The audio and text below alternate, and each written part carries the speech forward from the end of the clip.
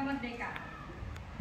Beberapa hari lalu kalian sudah memeriahkan hari ulang tahun kemerdekaan yang ke-8 dengan membuat apa? Lombanya apa? Menghias. Juara enggak? Juara kali? Juara di hati. Ya. Yang jelas kamu sudah berperan untuk merayakan hari ulang tahun kemerdekaan Republik Indonesia yang ke-8. Kemudian buat apa lagi? Apa? Kostum. Juara? Juara berapa? Baik. Sekarang tugas kita sebagai generasi muda adalah mempertahankan kemerdekaan. Tetapi di awal-awal kemerdekaan, perjuangan ini sudah diawali oleh para pendiri bangsa.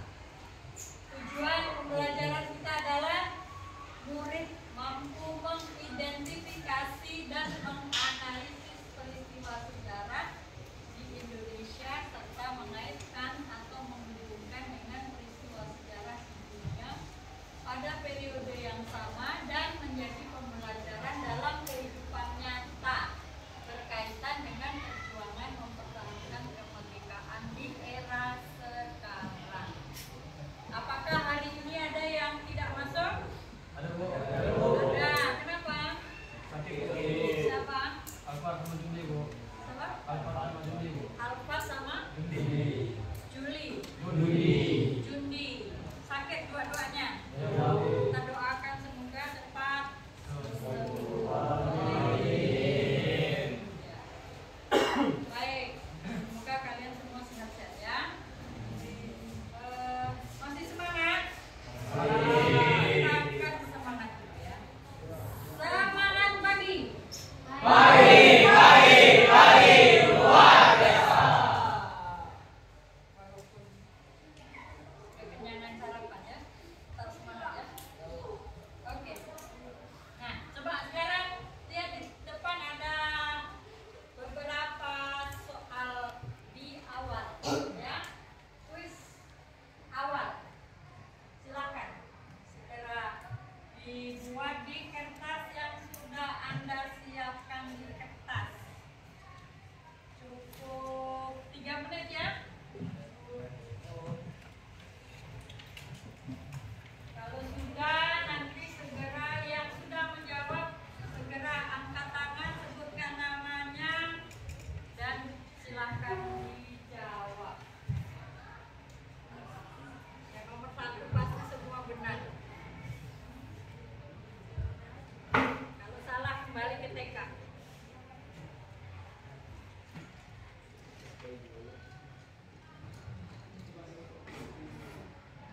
Yang sudah siap nanti langsung jawab ya.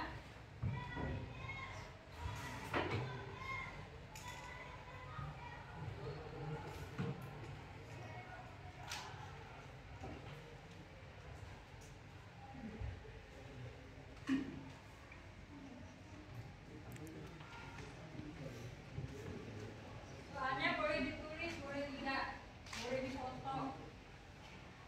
Bawa HP kan? Ya.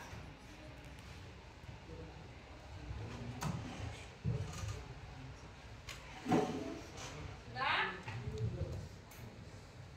Yang mau menjawab soal nomor 1, silakan. Ya, berdiri, sebutkan namanya. Perkenalkan, nama saya Abdul Madar. Saya ingin menjawab. Kapan teks proklamasi kemerdekaan Indonesia dibacakan? Teks proklamasi kemerdekaan Indonesia dibacakan pada tanggal 17 Agustus 1945 Boleh?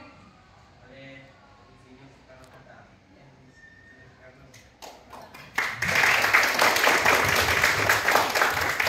Soal nomor 2. Ya, berdiri, sebutkan namanya. Perkenalkan, nama saya Muhammad Iqbal. Saya ingin menjawab soal nomor 2, yaitu sebutkan satu peristiwa penting dalam mempertahankan kemerdekaan. Nah, peristiwa penting dalam mempertahankan kemerdekaan adalah Pertempuran Surabaya Ya. pada tanggal 10 November 1945. Ya. Kita peringati sebagai hari apa itu?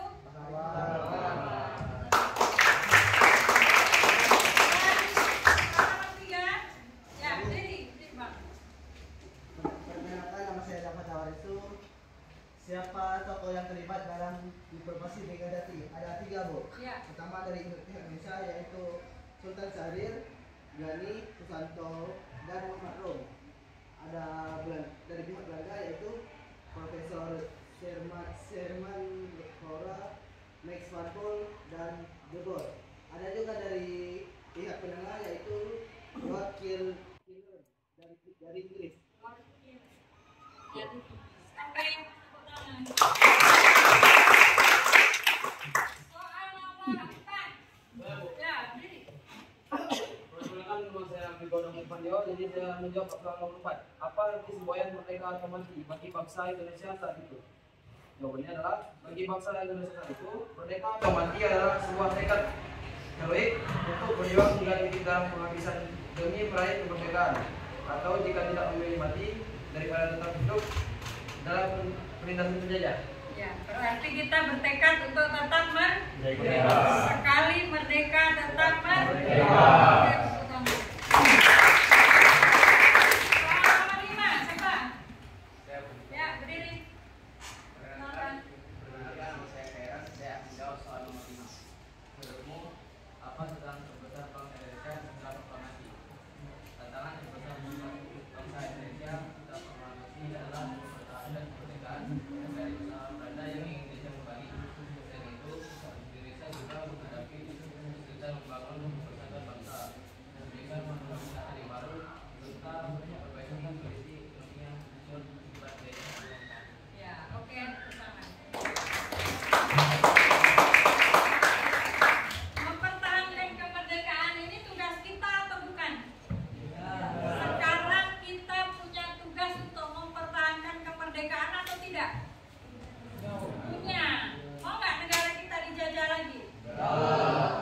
Banyak bentuk penjajahan saat ini ya. Salah satu yang dapat kita buat untuk mempertahankan kemerdekaan saat ini apa? Di lingkungan sekolah kita, ngapain kalian? Belajar, mempersiapkan diri menjadi orang berkualitas supaya tidak dijajah. Bentuk penjajahan bermacam-macam ya. Oke, kita mau menyaksikan video, salah satu video pertempuran mempertahankan kemerdekaan.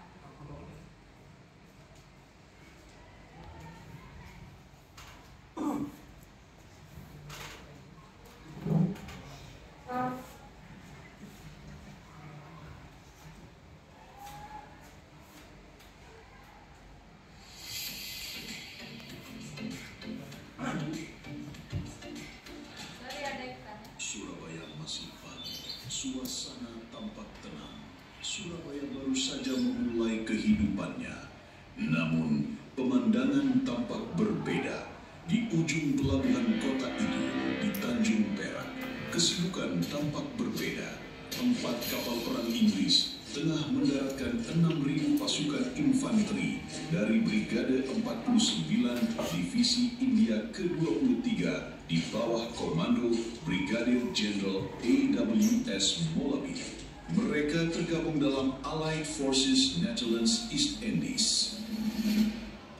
Lapor komandan, pasukan Inggris telah tiba di Tanjung Perak. Serdadunya banyak orang India Pakistan. Kita pantau saja dulu, jangan diganggu. Tujuan mereka hanya mau mengambil tawanan Jepang.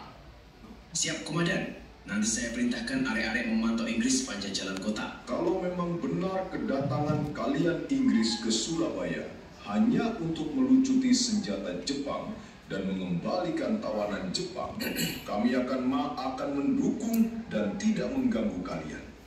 Tetapi kami mendengar bahwa kalian juga membonceng Nica Belanda turut serta kembali ke Surabaya. Apakah benar demikian, Mister? That's not true. Is according to the Allies' orders. Oh, of course not, Mr. Governor.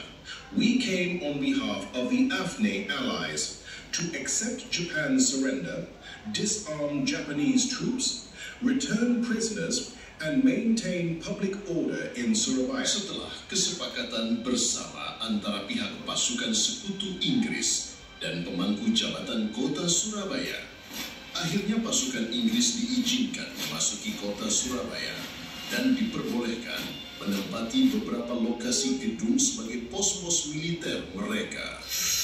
I heard that Surabaya has delicious food, a rujak cingur. Where can I get it? Aku ora percaya dengan Inggris.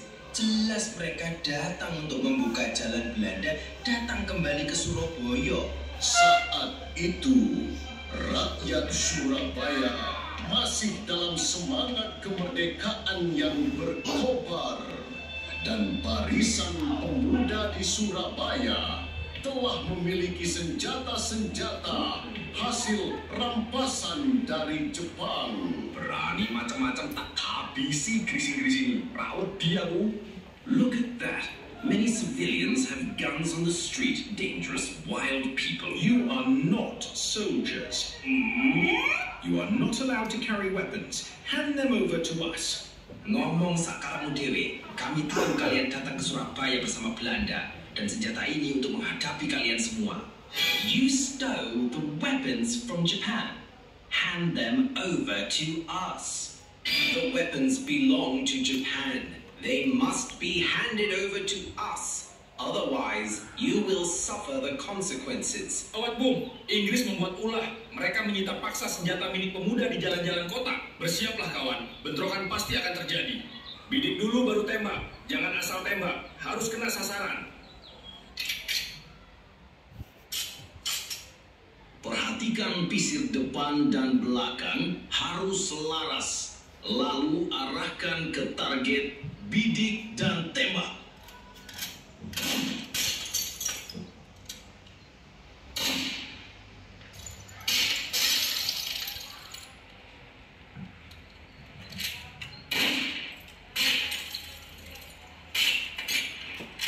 Dan Inggris pun gusar dengan barisan pemuda rakyat Surabaya yang sudah siap dengan persenjataan. They have seized Japanese weapons, and everyone in this city can have a weapon, and this is dangerous for our mission. We must take action. Pagi itu, Inggris segera mengambil tindakan dengan menyebar selebaran berupa ancaman kepada seluruh rakyat dan pemuda Surabaya, berisi ultimatum agar segera menyerahkan seluruh senjata yang dimiliki para pemuda Surabaya kepada Inggris. Jika melawan, akan ditembak di tempat. Inggris kurang ajar. Berani-beraninya mau mengambil senjata kita. Harus dilawan. Inggris kurang ajar mau ambil paksa senjata kita. Harus kita lawan. Jelas saja, provokasi ultimatum Inggris membuat rakyat dan para pemuda Surabaya marah. Dan mereka memutuskan melawan ultimatum Inggris. Sekarang, rakyat Surabaya semakin yakin lihat kedatangan Inggris yang sebenarnya. Itu hanya membuka jalan bagi Belanda untuk berkuasa kembali di Indonesia yang baru saja merdeka itu. Oh, they are attacking. Pertempuran pun pecah secara sporadis tanpa perintah. Rakyat dan para pemuda menyerang pos-pos militer Inggris di seluruh penjuru kota Surabaya. Letusan senjata terdengar di mana-mana. Dengan semangat perjuangan yang bergelora, rakyat Surabaya mengepung pos-pos militer Inggris. Tanpa ampun, tentara Inggris kewalahan menghadapi gelombang serangan sporadis tanpa henti dari rakyat dan pemuda Surabaya. Kekuatan tentara pemenang Perang Dunia Kedua itu seolah sirna di hadapan para pejuang Surabaya. Maju terus! Inggris dibuat hancur lebur oleh gempuran rakyat dan pemuda Surabaya.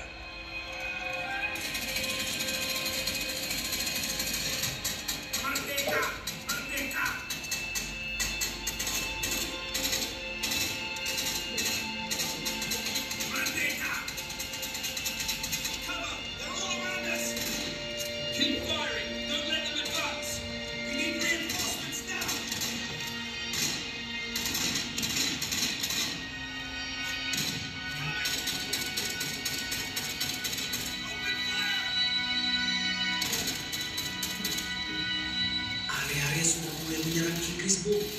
Dulu kita belum ada perintah. Gak tahan aku, Bung. Sudah, langsung kita hajar saja. Sama, Bung. Saya juga udah gak tahan. Pasukan Tentara Keamanan Rakyat Indonesia di Surabaya pun merasa geram dengan sikap arogan Inggris, dan mereka pun bersatu bersama para pejuang turut menyerang pos-pos militer Inggris dan meninggalkan tugas mereka yang semula hanya memantau kegiatan pasukan Inggris. Palang tanggung, hancurkan saja keris Inggris itu.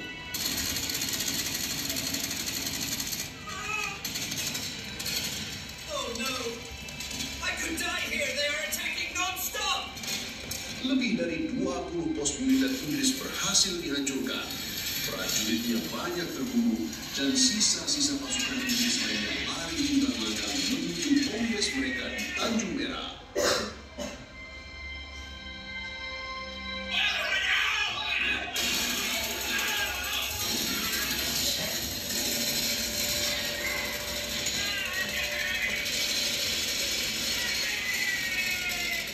Lebih dari 20 pos militer Inggris di seluruh kota Surabaya hancur diserang laskar dan barisan pemuda. Our mission was hampered. Surabaya was in chaos. Our troop posts were brutally attacked by armed groups. Don't worry, my friend. It looks like we'll need Sukarno's help to calm Surabaya down. Entah licik atau cerdas, pasukan Inggris yang sudah di ujung kehancuran akhirnya meminta bantuan Bung Karno untuk menenangkan Surabaya agar tidak menyerang Inggris sampai habis. Mereka meminta bantuan Bung Karno untuk menenangkan Surabaya agar kami tidak menyerang lagi. 30 Oktober 1945, gencatan senjata pun disepakati dan ultimatum disetujui untuk dicabut. Tetapi ketenangan itu tak berlangsung lama. Beberapa jam sepeninggal Bung Karno dari Surabaya, bentrokan kembali pecah pada pos terakhir Inggris yang tetap bertahan di gedung internasional.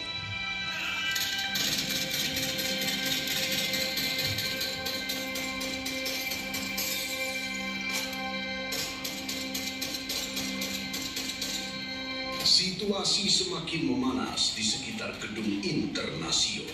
Tiba-tiba, sang komandan Inggris, Jenderal Malabi, datang dan terjebak di tengah insiden tembak-menembak antara pejuang Surabaya dan pasukan Inggris. Situasi semakin sulit dan akhirnya mobil yang ditumpangi Jenderal Malabi terkena serangan tembakan dan granat meledak, mengakibatkan sang jenderal itu tewas seketika.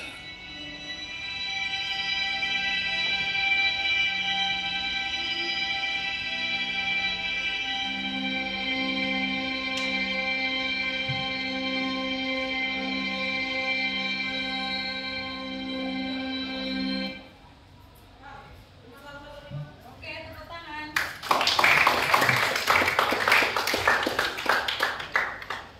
Baik, setelah mengamati video,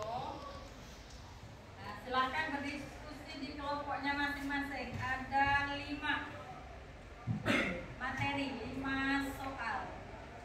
Mengapa setelah proklamasi bangsa Indonesia masih harus berperang? Apa perbedaan perjuangan jalur diplomasi dan militer? Apa yang kalian rasakan saat menonton video ini? Jangan bilang ngantuk ya. Yang keempat, menurut kalian mengapa bangsa Indonesia harus berjuang lagi setelah proklamasi 17 Agustus? Yang terakhir, apa peran kita sebagai murid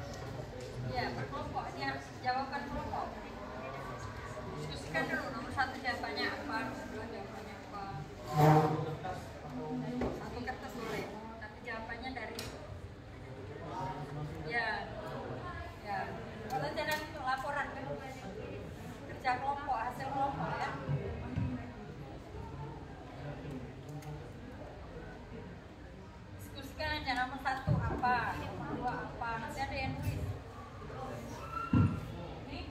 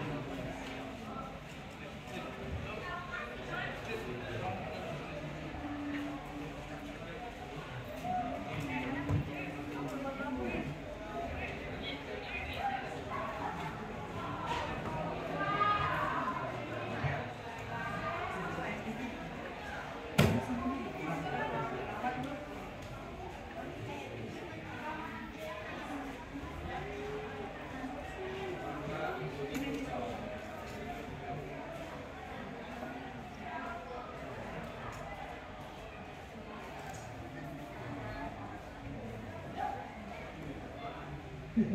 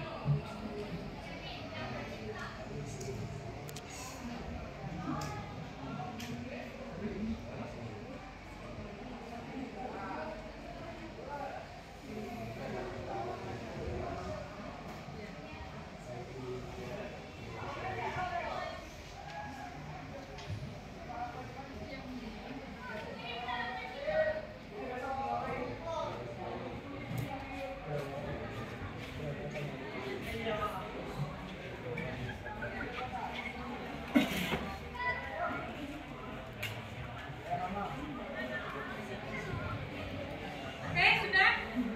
Sudah siap? Presentasi? Berapa menit lagi? Hah? 5 menit kali? Waktunya cuma 10 menit. 1 menit lagi ya? Kelompok 1 siap-siap presentasi untuk pertama kali ya. Siapa juru bicaranya? Oke. Yang lain tolong dengarkan.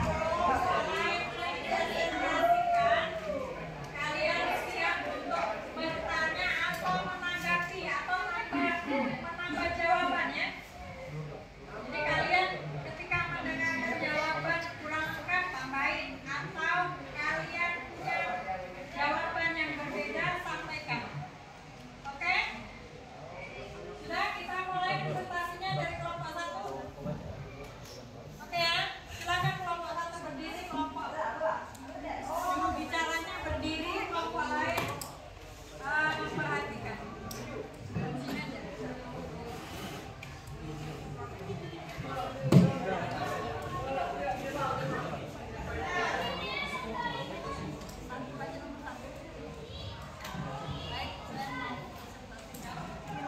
Ya, assalamualaikum warahmatullahi wabarakatuh. Jadi, teman-teman, saya Muhammad Iqbal dari kelompok 1 ingin membacakan hasil diskusi kami. Nomor 1. Mengapa setelah proklamasi bangsa Indonesia masih harus berperang? Alasan yang pertama adalah Belanda tidak mengakui kemerdekaan Indonesia. Setelah proklamasi kemerdekaan pada 17 Agustus 1945, bangsa Indonesia masih harus berperang karena Belanda tidak mengakui kemerdekaan tersebut. Mereka datang kembali ke Indonesia dengan membonceng pasukan itu dan berusaha untuk kembali menguasai wilayah penjajahannya. Kedatangan Belanda ini yang disertai tindakan provokatif menuju perlawanan rakyat di berbagai daerah. Situasi ini diperparah dengan dilancarkannya agresi militer. Oleh karena itu, perjuangan bangsa Indonesia tidak berhenti pada proklamasi, melainkan harus dilanjutkan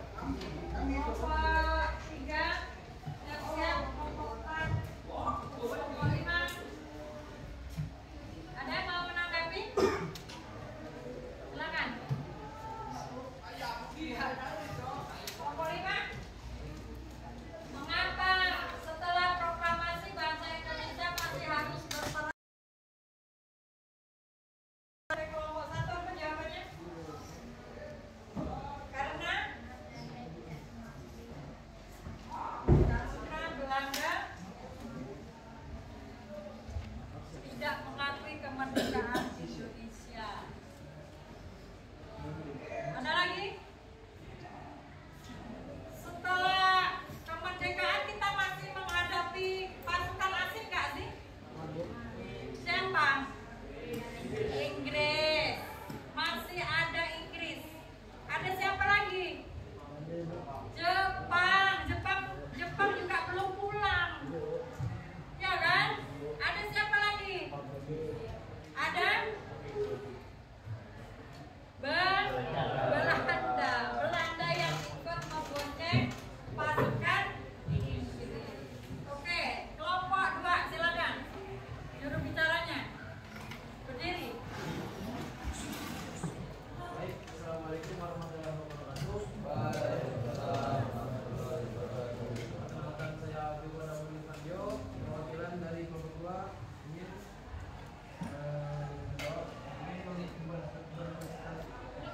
mempresentasikan hasil jawaban dari kelompok kami. Itu mengapa setelah proklamasi bangsa Indonesia masih mau berperang? Jawabannya adalah setelah proklamasi 17 Agustus 1945 dan berusaha menginjak kembali sehingga rakyat harus mempertahankannya lewat perlawanan. Kedua, apa perbedaan perjuangan melalui jalur diplomasi dan militer? Jalur militer mengandalkan kekuatan bersenjata atau pertempuran fisik. Tujuannya adalah mengusir musuh secara paksa, contohnya pertempuran Surabaya dan agresi militer Belanda. Jalur diplomasi menggunakan perundingan dan dialog. Tujuannya adalah mendapatkan pengakuan kedaulatan dari negara lain. Contohnya adalah perjanjian Kertajati dan konferensi Jamuda. Oke, langsung tawarkan ke kelompok lain. Tawarkan ke kelompok lain menanggapi. Ada yang menanggapi jawaban dari Bang Farid? Silakan. Ada 2 jalur perjuangan, yaitu diplomasi dan militer. Diplomasi itu melalui perundingan. Ada perundingan tingkat jati, ada perundingan Renville, ada perundingan konferensi meja bundar. Yang militer melalui perlawanan bersenjata, baik menghadapi Jepang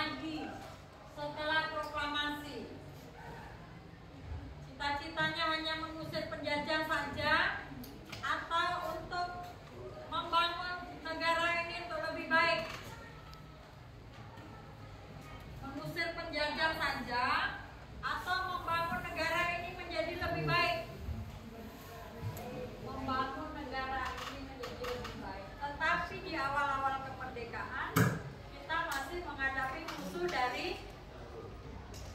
dari mana?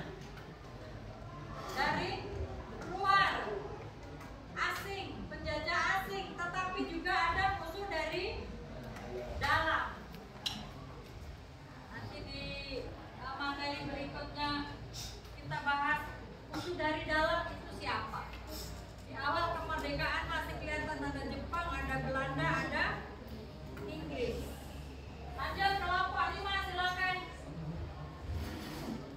Paling seru ini harusnya. Perkenalkan, nama saya Nuril. Sebagai protokol kelas nomor 5, kali saya akan mempresentasikan jawaban nomor 5. Apa peran kita sebagai murid dalam upaya mempertahankan kemerdekaan Indonesia? Kita sebagai murid bisa ikut mempertahankan kemerdekaan Indonesia dengan cara kita belajar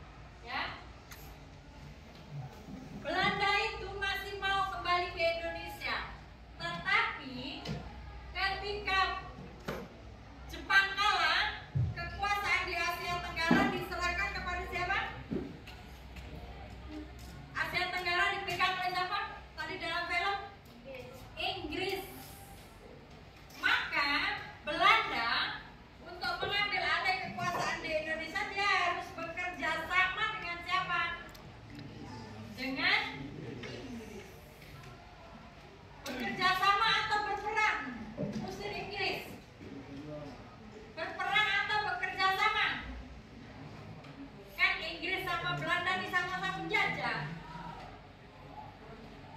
Bekerja sama atau berperang melawan Inggris? Bekerja sama ini buktinya menjalin perjanjian dengan Inggris. Ya. Belanda itu langsung nih seminggu setelah proklamasi kan? Tanggal 17 kita proklamasi. Ya kan? Seminggu kemudian perjanjian. Ini juga strategi. Gak mungkin Belanda berperang dengan Inggris supaya bisa mengambil alih kekuasaan Indonesia. Dia harus menjalin kerjasama dengan. Nah ini pertempuran dengan Jepang. Masih ada di Jakarta, di Bandung, di Bogor, di Surabaya, di Semarang. Ya. Ini kedatangan sekutu. Sekutu itu mempelajari dulu situasi Indonesia. Ini mengkhusus Reinhardt. Pelajari dulu sebelum masuk, tidak tiba-tiba masuk. Tapi sekutu mempelajari Indonesia situasi politiknya kayak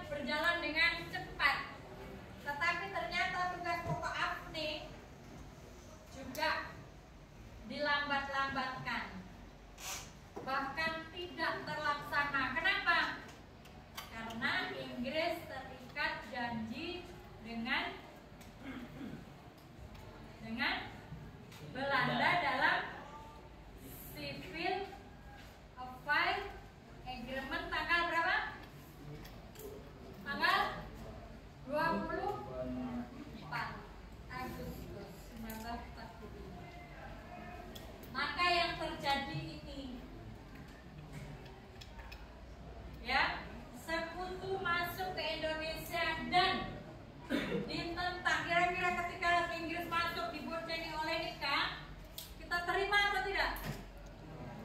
Enggak. Bagaimana reaksi kita? Nih.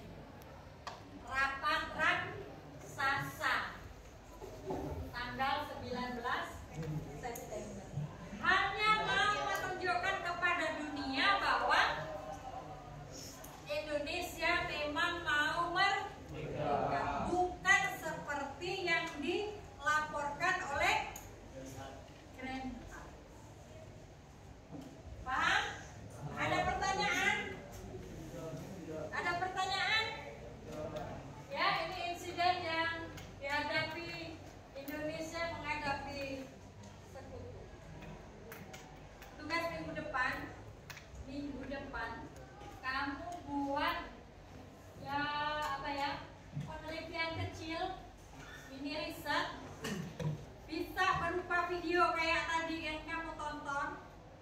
Boleh video bebas kamu bermain peran, atau kamu mau buat sebuah puisi nanti ditampilkan, atau kamu sudah videokan kemudian kamu upload di YouTube dan di mana-mana, atau di Instagram atau di Facebook, atau buat lagu, boleh. Yang hobi buat lagu buat, tapi jangan 17 terus jangan gitu ya. Buat lagu sendiri. Pak, tugasnya? Ya, bayangkan kalian adalah sejarawan muda, kalian diminta meneliti suatu peristiwa penting perjuangan mempertahankan kemerdekaan dan menyajikan dalam bentuk laporan penelitian. Boleh laporan resmi. Tanya nanti dengan guru bahasa Indonesia, Bu, buat laporan gimana? Ada pendahuluan, ada masalah yang diteliti,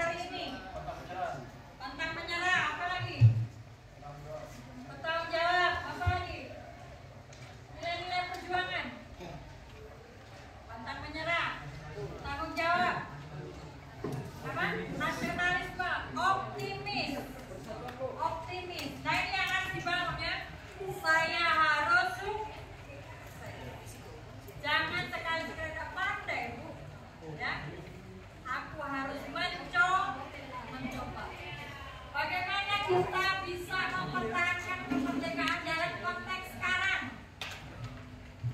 Dalam konteks sekarang bisa mempertahankan kemerdekaan,